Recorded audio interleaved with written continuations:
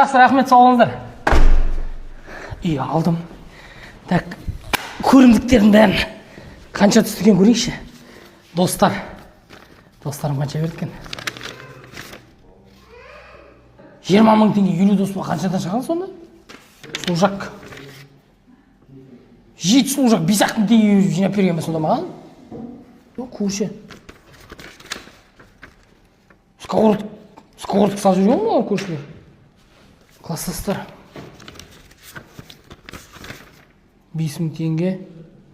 Өткенде қарызың бар, соны шегертіп тастарсын 60 мың теңге. Қуады екен. Коллектив. Базар жоқ. Коллектив берген екен. Азамат, сен айлығын, көрімдігін потом береміз. Группалас. 10 мың. 20 группалас 10 мың. Студент кезінде донерге ақша қоспайтын едің ғой, сонан бәрін шегертіп тасты. Папа жақ. Там ақша салмауы папа жақ. Қайсы бір үй дейсің, бұл үйіңді да ертең сатып жібересің ғой. Кең үй алмайсың. Нағашылар. Нағашылар, сау болсын ше.